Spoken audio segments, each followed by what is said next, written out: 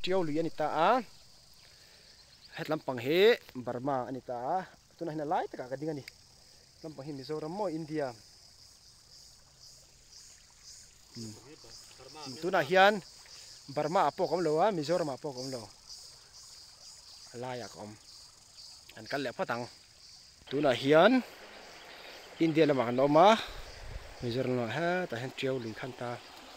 ren ain tui volume lo tam zek me he ta li liu me ta hen hi tuyển lạc đang nghe bà luôn lạc đang hết lại mi tại hay bà luôn nghe lạc tuyển lạc in pam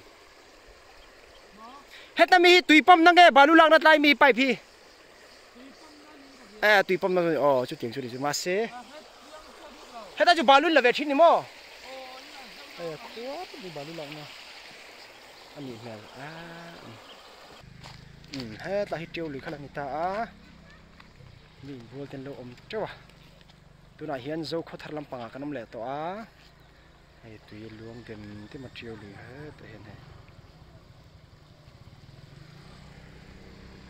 tạ lý luôn mới nè nó nằm khóc mày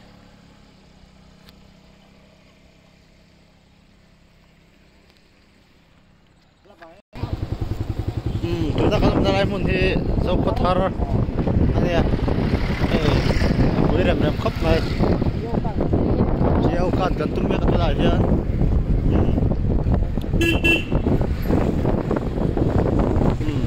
giờ lại bên đây pasar làm bằng cung mo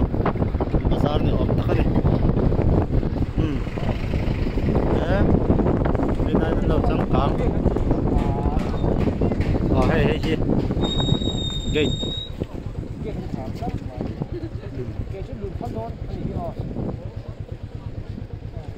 cái nó được thấy mình có gì được thấy đánh tan thấy đó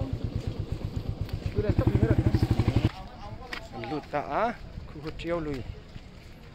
hết tại hình này trên làm bằng hí welcome to India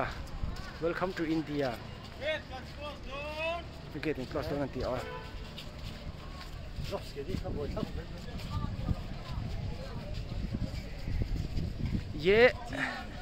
ये है Burma this side ये बर्मा है म्यांमार और हम लोग बीच में खड़े हैं और ये जो है ये साइड जो है ये इंडिया है मिजोरम स्टेट और ये नदी है ट्रियो नदी ये नदी है ये इस तरह बहता है इस तरह बर्मा हो kan puntal be hello refugee ho foreigner uncle khoi ang e hay foreigner uncle về thâu mày hết rồi chôn khi lại nghe बोला ये है म्यांमार हम लोग यहाँ पर